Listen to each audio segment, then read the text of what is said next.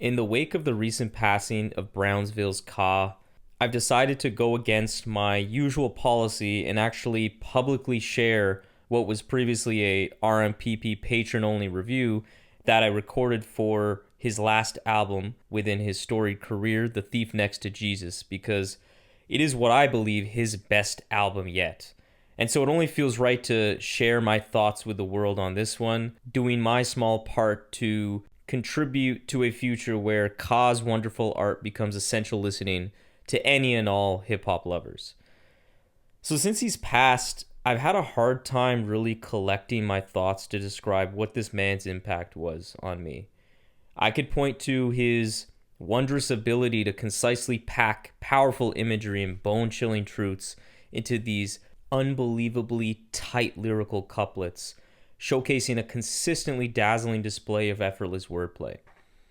Or I could also point to his innate ability to construct these bulletproof albums that are always thematically rich, always delivering a thoughtful message. But with him now gone, those insights, while true, feel like they're kind of overly technical for what the moment really demands. Because ultimately, other artists have showcased similar abilities to write and compose great rap music. It's what was underneath all of this artistic craftsmanship that made Ka truly stand out. What made him special was his kind soul that animated all of his work. His words would make you feel like you were right there with him roaming the streets of Brownsville on a cold, dark night. It allowed those unfamiliar with that life to understand how it may feel living on the margins of society, while also, as has been confirmed numerous times since he's passed, also offering sage wisdom and comfort to those who have found themselves in similar predicaments. Unsurprisingly, Ka made this point in a more eloquent and poetic way than I ever could on his song To Hull and Back, where he said, "You name them hustlers, killers, fiends, ex-cons. I call them cousins, aunts, pops, moms. To you, hoodlums, crackheads, gunmen. To me, just neighbors, classmates, young friends." Ka represented humanity, compassion, and understanding to the fullest extent. So while his loss feels immense, Ka really left it all on the field, as he left behind an immense catalog of beautiful art for us to sit with forever. Now, what I feel we must do as lovers of hip-hop is ensure that Ka will never be forgotten, so that he can continue to serve as a spiritual and artistic North Star for generations to come. Rest in peace, Ka. Microphone check, 1, 2, what is this? It's the 5'7" assassin in the podcast business. I am your host, Rohan Patra, the rap music plug at your service. Here we are again at the end of a rainbow. At the ripe old age of 52 years old, Brownsville's Ka could be perceived as past his prime, especially in a genre like hip-hop, often dubbed as a young man's sport. Now, while much of Ka's most acclaimed work was released while he was well into his 40s, there was a somewhat legitimate argument to be made that Ka's best days were behind him. Because while I personally did like 2021's A Martyr's Reward more than most, and have a similar feeling towards Descendants of Cain, the release of the two albums that followed, those two brand new albums that dropped on his 50th birthday, Woeful Studies and Languish Arts, was the first time I felt kinda underwhelmed by a Ka release. Surely it's Ka, so him at 70-80% of his powers was still going to result in a good album, and it certainly did. Though I was kind of surprised by my lack of desire to really revisit those albums after my initially positive reaction.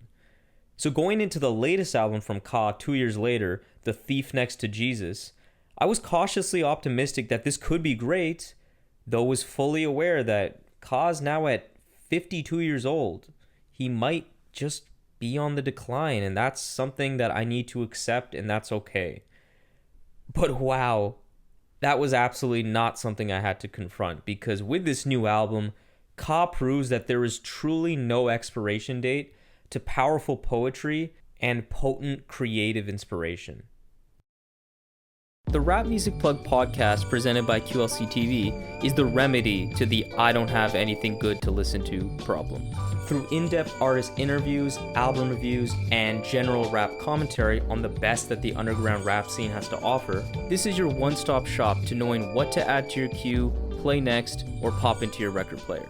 Welcome to the show. Ka, legendary Brownsville MC, has been one of the most consistent artists to grace planet Earth for a decade plus now.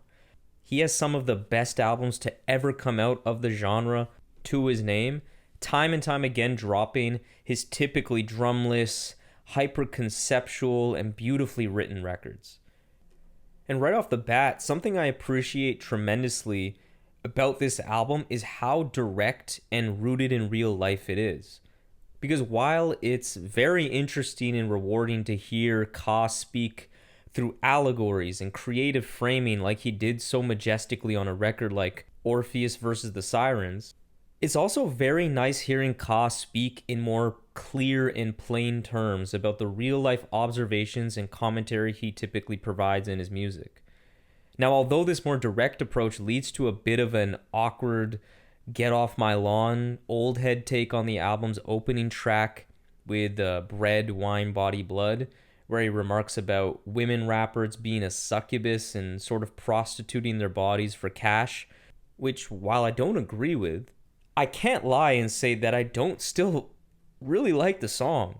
It has a great groove, and more importantly, it sets the tone for this album that sees Ka really want to get some things off his chest.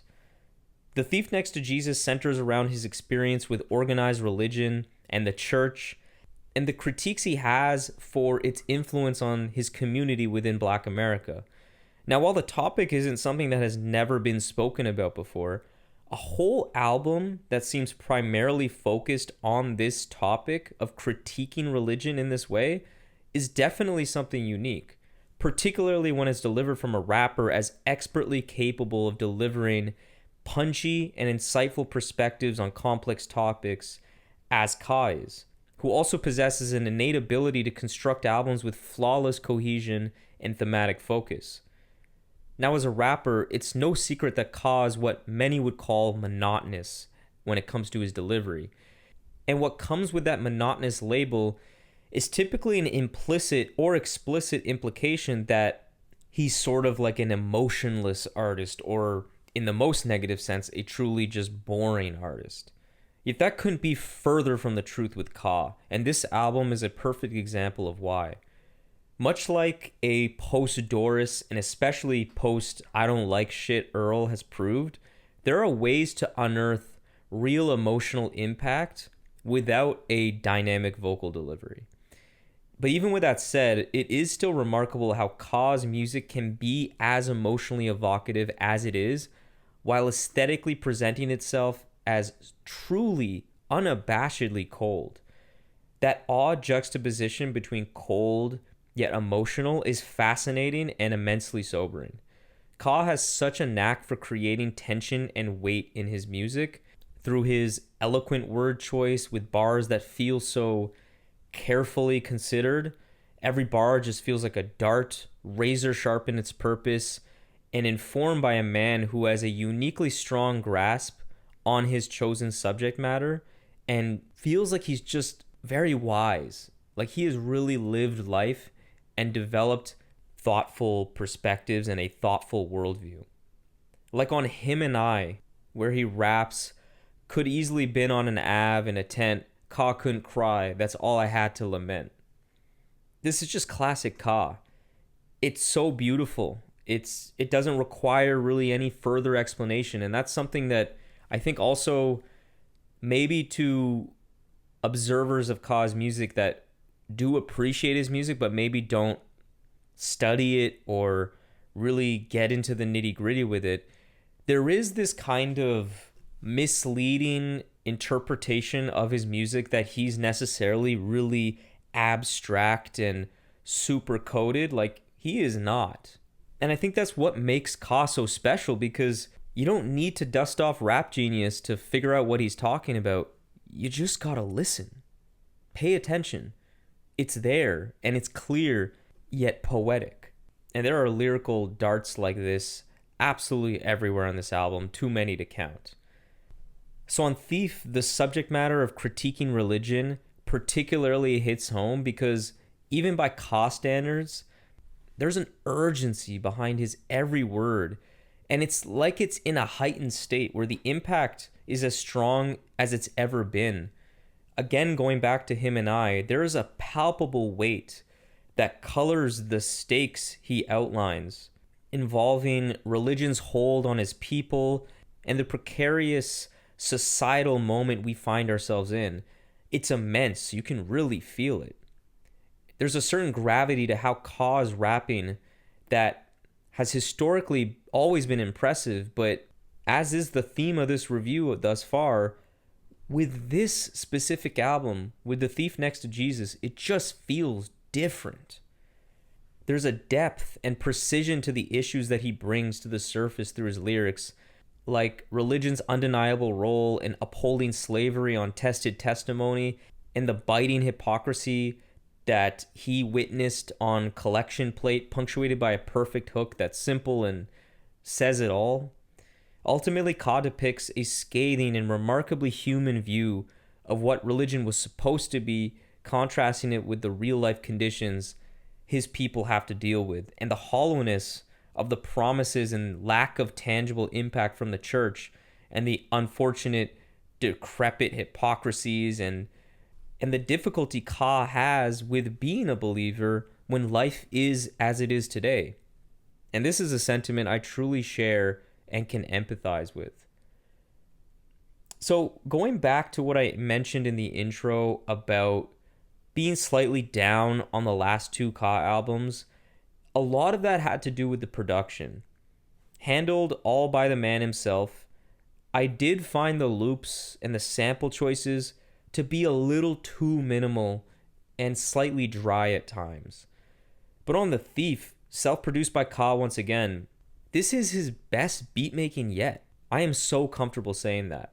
There are beautiful textures abound, like the simple guitar lick sample on Borrowed Time has such a nice groove, it sounds brilliant, or the thick and serene peacefulness of a Collection Plate. There are even some nice drums that are understated at times on this album, like on Lord Have Mercy.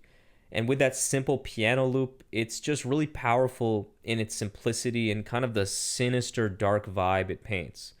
And all throughout, like many beats produced by Ka do, they spotlight him as the rapper and give him free rein to really grab you with his words.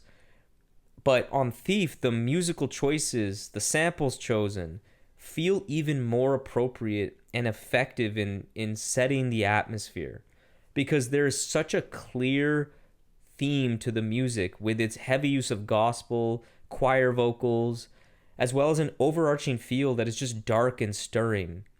Such devotions, gospel chants are just invigorating, surrounding Ka with a grand blanket of righteous power.